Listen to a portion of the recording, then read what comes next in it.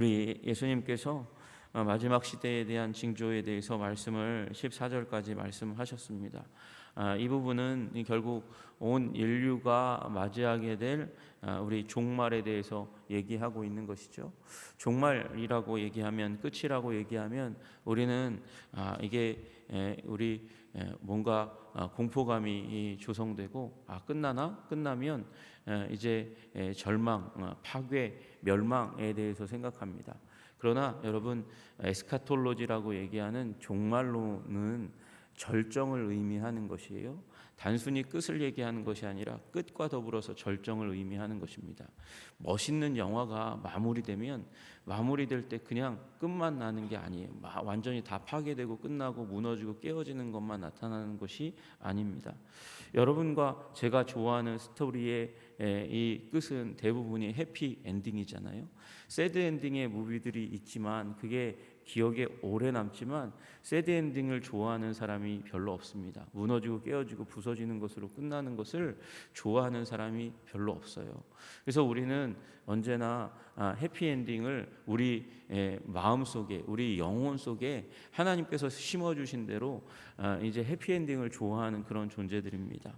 여러분, 마지막 날은 파괴와 멸망에 대해서 주님께서 말씀하시지만 주님 다시 오셔서 우리 선택하신 자들, 하나님이 택하신 자들을 우리 신랑과 신부가, 예수 그리스도와 그리고 신부된 교회가 신랑과 신부가 결혼하듯이 그렇게 하나가 되어서 주님 앞에 서는 것을 말씀하시는 위대한 절정의 시기라는 사실을 우리는 결코 놓쳐서는 안 되는 것이죠.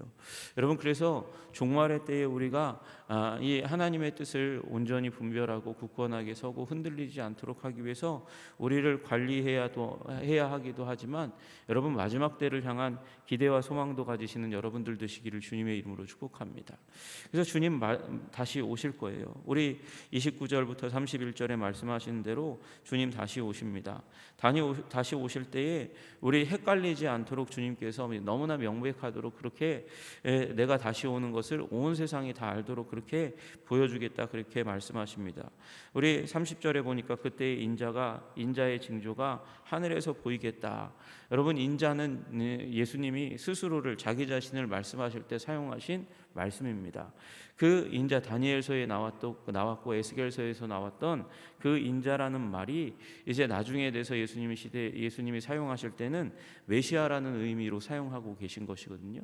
당시에 통용되던 메시아, 그리스도라는 단어를 예수님께서는 별로 좋아하지 않고 자기 자신을 향해서 메시아라는 의미를 가지고 사용하실 때 인자라는 말을 많이 말씀하셨어요. 사람의 아들이라는 말씀을 많이 사랑하시고 그 단어를 사용하셨습니다.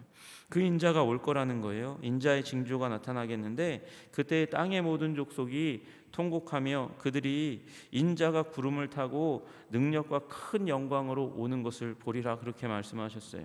여러분, 여기 일부 민족이 아닙니다. 땅의 모든 민족이 예수님 다시 오시는 것을 보게 될 것이고, 예수님 다시 오실 때 능력과 큰 영광으로 오게 될 것이라고 말씀하십니다. 그리고 그 택하신 자들을 하늘 이 끝에서 저 끝까지 사방에서 다 모으시는 일이 일어나겠다. 그래서 이 일은 일부 지역에서 일어나는 일이 아니라 전 세계적인 사건이 될 것이라고 말씀하십니다. 지구는 둥그니까 그 둥근 지구 가운데 주님께서 어떻게 주님의 다시 오심을 순식간에 모든 민족 가운데 나타낼지 저는 기대가 됩니다. 어떻게 하실지는 잘 모르겠어요. 그러나 반드시 주님께서 그렇게 이루실 줄로 믿으시기를 주님의 이름으로 축복합니다. 여러분, 그 가운데 일어나는 일들은 29절에 나오는 대로 해가 어두워지며 달이 빛을 내지 아니하며 별들이 하늘에서 떨어지며 하늘의 권능들이 흔들리겠다, 그렇게 말씀하십니다. 여러분, 이 29절을 문자적으로 해석해서 그렇구나, 이때가 되면, 주님 다시 오실 때가 되면 하늘의 별들이 굉장히 1월 성신이 굉장히 흔들리고 무너지는 기이한 현상들이 일어나겠구나, 그렇게 해석할 수도 있지만, 여러분, 여기 달과 별과 해는 이 권세들을 의미하는 상징의 단어로 굉장히 많이 쓰입니다. 그래서 이때가 되면 전 세계적으로 인정받는 권위와 능력들이, 이제 권력 체계들이 다 무너지고 깨어지고 부서질 것이다. 주님 다시 오시는데 그게 무슨 소용이 있겠어요? 그래서 여러분, 이것을 단순히 천체 활동으로 여기지 마시고 하나님께서 전 세계적인 얘기하는, 영어로 얘기하자면 월드 오더라고 얘기하는, 세계의 질서라고 얘기하는 것들이 다 무너지고 무색하게 되는 일들이 일어나게 될 것입니다. 왜 그렇습니까? 주님이 왕 중에 왕이시기 때문인 줄로 믿으시기를 주님의 이름으로 축복합니다. 여러분, 그래서 이런 일이 전 세계적으로 일어날 것이기 때문에 여러분, 미혹하는 사람들에게 속지 말라고 주님께서 말씀하시는 거예요. 24절부터 나와 있는 대로 거짓 그리스도들이 나타나게 될 것이고 거짓 선지자들이 나타날 것이고 이들이 자기 자신의 권능을 보여줄 것이라고 말씀하십니다. 선지자들이 일어나 큰 표적과 기사를 보여 할 수만 있다면 택한 자들도 미혹하고 흔들고 교회를 흔드는 일들이 일어나게 될 것이다. 믿는 자들이 그 원래 기차가 레윌 위를 달려가야 하듯이 그렇게 믿음의 삶을 살아가고 믿음의 삶 가운데 가장 중요한 것이, 핵심이 말씀과 공동체거든요. 말씀과 공동체, 성령으로 말미암아 말씀을 지키는 삶을 살아가고 그리고 공동체에 속하여 살아가야 하는데 그것을 이탈하도록 하는 일들이 일어난다는 것입니다. 여러분, 그것은 우리가 어디 있는가로 또한 판별된다는 사실을 기억하셔야 돼요. 그들이 말하되 어디로 사람들을 이끕니까? 광야로 이끕니다. 광야로 이끈다는 말은 무엇입니까? 광야는 세례 요한이 말씀을 전하고 사람들을 불러 모은 이래로 경건한 장소로 그렇게 인정받았습니다. 여러분, 많은 사람들이 사막에 가서, 사람 없는 곳에서 사막에 가서 거기서 하나님과 깊은 교제의 삶을 살도록 하는 그런 도전들이 교회 역사 가운데 굉장히 많이 있었습니다. 수도원 운동이 일어나게 된 것이죠. 그래서 여기 와야 거룩하게 된다. 여기 와야 깨끗하게 된다. 그래서 이곳으로 와서 주님 다시 오심을 거룩하게 깨끗하게 준비하라. 그렇게 얘기하는 사람들이 일어날 것이라고 말씀하시는 것이죠. 여러분, 또 어떤 사람들은 얘기합니다. 골방에 있다. 여기에 있다. 이곳에 모여서 여기서 주님 다시 오심을 예비해야 된다. 주님은 여기에 계신 사람들을 그렇게 택하시고 붙드셔서 여기 있는 사람만 구원할 것이다. 여러분, 이게 다 거짓말이라는 것입니다. 다 이 거짓 사단의 놀이개들에 의해서 일어나게 되는 악한 일이라고 말씀하시는 거예요. 여러분, 주님께서 우리에게 구원받기 위한 모든 하나님의 말씀의 계시를 성경 가운데 이미 허락하신 줄로 믿으시기를 주님의 이름으로 축복합니다.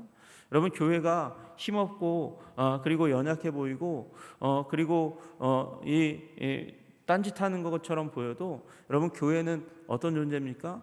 그리스도의 신부입니다. 하나님의 자녀입니다. 하나님께서 교회를 붙드시고 계십니다. 그리고 그 붙드시고 계심의 가장 중요한 역사는 보이지 않는 성령님의 역사인 줄로 믿으시기를 주님의 이름으로 축복합니다. 성령으로 말미암아 공동체를 지키고 말씀을 지키는 것, 여러분 2000년 동안 주님께서 해오셨던 교회의 역사, 여러분 이 교회의 역사 막힌담을 하시고 하나님께서 유대인과 이방인이 하나 되게 하셔서 그리스도의 몸된 교회로 지금까지 지켜온 교회가 있는데 마지막 시대는 교회 말고 다른 것으로 구원의 방식을 이끄신다? 여러분, 이것은 거짓말입니다. 환상입니다. 그러므로 속지 마시고 주님 붙드시는 여러분들 되시기를 주님의 이름으로 축복합니다. 교회를 지키고 말씀을 지키고 성령의 인도하심을 따라 굳건하게 서시는 여러분들 되시기를 주님의 이름으로 축복합니다. 다른 데 구원이 있지 않다는 것입니다. 여러분, 교회 생활하면서 말씀과 성령에 붙들려서 살면 여러분, 주님께서 우리를 능히 너끈히 구원하실 수 있는 하나님이신 줄로 믿으시기를 주님의 이름으로 축복합니다. 그러면서 주님께서 다시금 우리 29절부터 31절까지의 말씀과 연결할 수 있도록 27절, 28절 말씀하시는 거예요. 번개가 동편에서 나서 서편까지 번쩍임같이, 순식간에 번개가 저쪽에서 나타나면 이쪽까지 밝아지는 것처럼 주님이 임하시는 것도 순식간에 전 세계를 다 뒤덮을 만큼 그렇게 그분의 임재로 가득 차고 그리고 종말의 때를 알리실 것이라고 말씀하십니다. 그리고 모르지 않을 것이라고 이야기하시는 거예요. 골방에서 일어나는 일이 아니고 아무리 경건한 사람들이 모여 있는 곳이라 해도 저 많은 사람들이 저 경건을 위해서 광야 같은 곳에 모여 있다. 거기 좀 넓지. 그렇게 얘기하더라도 그렇게 주님께서 국한된 국지적인 곳에서 구원 사건, 재림의 사건을 이루지 않는다 말씀하십니다. 징조가 분명히 있고 알게 될 것이라는 것이에요. 주검이 있는 곳에는 독수리들이 모이는 것처럼 주님 다시 오실 때는 반드시 그 징조가 나타날 것이다. 그렇게 말씀하시는 것 기억하시는 여러분들 되시기를 주님의 이름으로 축복합니다. 그러나 여러분, 마지막 때에 대해서 주님께서 말씀하시는 것은 끔찍한 그림들이 몇 가지 있다는 것을 우리 기억해야 하죠. 성전이 돌 위에 돌 하나 남지 않도록 완전히 무너지고 깨어지고 부서질 것에 대해서 말씀하시니까 얼마나 제자들이 마음이 어렵습니까? 근데 주님께서 14절까지는 그 얘기를 전혀 얘기 안 하세요. 성전이 무너지는 것에 대해서는 얘기하지 않으셨단 말이죠. 그런데 주님께서 이제 15절부터 20절까지는 지금 유대인들을 위해서 이제 성전이 무너질 때에 대비해서 말씀해 주시는 것을 우리는 보게 됩니다. 그러므로 너희가 선지자 다니엘이 말한 바 멸망에 가증한 것이 거룩한 곳에 선 것을 보거든 그때에 유대에 있는 자들은 산으로 도망할지어다. 이게 그때다 이렇게 말씀하시는 거죠. 언제요? 성전이 무너질 때. 여러분, 우리 AD 70년에 디도 장군에 의해서 예루살렘이 이제 초토화될 때, 예루살렘에 있던 사람들은 산지니까 예루살렘 성이 정복하기 어려운 산이니까 다윗 정도 돼야 하나님이 함께 하셔야 그래야 무너뜨릴 수 있는 산이니까 그러니까 안전하다 그렇게 생각했어요. 그리고 기원 후 64년경부터 시작해서 반란의 로마 제국을 향한 반란의 기운이 가득 차서 이제 성을 지키는 작전을 펼 때에 디도 장군이 와가지고 토둔을 쌓았습니다. 흙으로 된 언덕을 예수님이 말씀하신 대로 그들이 그렇게 쌓아서 오랫동안 예루살렘 성에 있는 사람들을 굶게 만들고 물자가 들어가지 않으니까요. 성밖에 없으니까요. 먹을 것이 없으니까요. 심지어 나중에 무슨 일이 일어납니까? 아이들을 자기 자신들의 아이들을 잡아서 먹는 일까지 일어나는 아주 피폐하고 가증한 일이 일어나게 됩니다. 그리고 멸망당하는 것이에요. 여러분, 그 일에 대해서 말씀하시는 거예요. 그래서 그때가 언제 될 것이냐? 선지자 다니엘이 말한 바 멸망에 가증한 것이 거룩한 곳에 선 것을 보거든 그때가 가까웠다. 이 예루살렘 성전이 멸망당하는 날이 가까웠다는 사실을 깨달아 알라고 말씀하시는 것이죠. 여러분, 이 다니엘이 말한 바 멸망에 가증한 것이 거룩한 것에 선 것은 이스라엘 사람들이 다니엘이 예언한 예언서 이후에 경험했던 아주 끔찍한 경험을 머릿속에 기억하고 있습니다. 역사에 이제 기록된 내용이니까요. 그것에 대해서 그들이 실제로 그들의 선조들이 경험한 일이었으니까요. 그래서 그들이 이 부분들을 너무나 잘 알고 있었습니다. 여러분이 이 셀류커스 왕조의 안티오쿠스 에피파네스라는 자가 이 애굽을 정벌하려고 나아갔다가 로마의 방해에 의해서 정벌하지 못하고 돌아옵니다. 돌아오다가 화풀이를 어디다 하냐면 이 예루살렘 성에다 화풀이를 하는 거예요. 그러면서 그가 무엇을 명했냐면 제우스의 제단과 자신의 신상을 성전에 예루살렘 성전에 세워라 그렇게 얘기하고 공격하고 그리고 유린하는 일들이 일어나게 됩니다. 그래서 안식일과 유대의 모든 명절들을 다 폐하고 그리고 매일 아침마다 드리는 예배 상번제도 폐합니다. 그리고 유대인들이 할례를 하지 못하게 거룩한 백성의 표지라고 할 수 있는 할례를 하지 못하게 만드는 거예요. 여러분, 할례 언제 못했습니까? 애굽에 있을 때 못했어요. 애굽에 있을 때 못했고 광야에 있을 때 못했고 이제 가나안 입성할 때 하나님이 약속으로 주신 땅에 돌아올 때 그때에 시행했던 수치를 굴러가게 하는 다시 얘기해서 할례를 하지 않으면 수치스러운 일이 일어나는 거잖아요. 근데 그 가운데 있을 때 그 할례를 이 에피파네스에 의해서 할례를 폐지시키고 그 다음에 거룩한 곳 성전에서 돼지를 바치는 일들이 일어나게 됩니다. 이거에 격분해서 이제 이 164년에 3년 정도가 지난 다음에 마따디아라는 사람이 아들들 5명과 더불어서 그래서 반란을 일으킵니다. 그게 이제 마카비 반란입니다. 마카비 반란이 일어나고 그로 말미암아서 이제 잘 이 성전을 회복했다 해서 이스라엘 백성들이 이 돼지 피로 드리는 예배를 끝장내고 그리고 거룩한 예배를 회복했다 그래가지고 이 유대 백성들이 지키는 명절이 이제 수전절이잖아요. 예수님께서도 수전절 다시 한번 이 예배를 회복한 날, 그래서 빛으로 가득 채우고 하나님을 예배하고 기념했던 그 날들이 있는데, 이 멸망에 가증한 것이 선 것, 그 제우스의 제단이 서고 그리고 이 안티오쿠스 에피파네스의 신상이 서고 예배가 더럽혀지고 상번제가 드려지지 못했던 이 일들을 기억하고 있는데, 이런 예배가 망가지고 깨어지고 유대절기가 무너지는 일들이, 훼손되는 일들이 일어나는 것을 이들은 기억하고 있다는 말이죠. 그런데 그 다시금 이 성전의 멸망에 가져간 것, 다시 얘기해서 우상숭배의 잔재들이, 흔적들이 다시 서게 되면, 그때가 되면 예루살렘의 성전이 무너질 때라는 것을 알라라고 예수님께서 알려주시는 것이죠. 그리고 그때에는 그 예루살렘을 지키려고, 그 마카비처럼 그렇게 지키려고 하지 말고 피신하라고 말씀하시는 거예요. 유대에 있는 자들은 다 산으로 도망가라 그렇게 말씀하십니다. 지붕 위에 있는 자는 집 안에 있는 물건을 가지려 내려가지 말고 빨리 도피해야 한다. 여러분, 재난이 일어나면 빨리 도피해야 하지 그 성에 남아있다가는 다 죽는다라고 예수님께서 말씀하시는 것이죠. 긍휼히 여기셔서 유대의 믿는 자들이 이 예루살렘에서 함께 죽지 않도록 그렇게 말씀을 하고 계신 것이에요. 밭에 있는 자들도 겉옷을 가지러 뒤로 돌아가지 말지어다. 겉옷은요, 이 밖에서 이제 야영할 때도 꼭 필요한 굉장히 중요한 옷이 외투입니다. 겉옷입니다. 필수적인 옷이에요.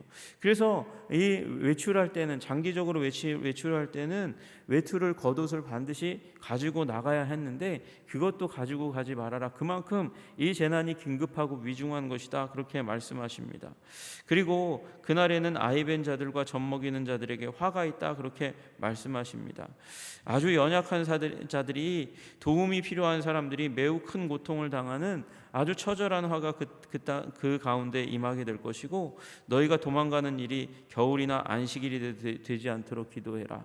그래서 겨울에 일어나서 이 일이 더 가혹하게 되거나, 그리고 안식일이 되어서 이 너희들이 움직이지 못하는, 약 10km 정도는 안식일에 이동할 수가 없거든요. 그 이상을 갈 수가 없어요. 약 9km 정도.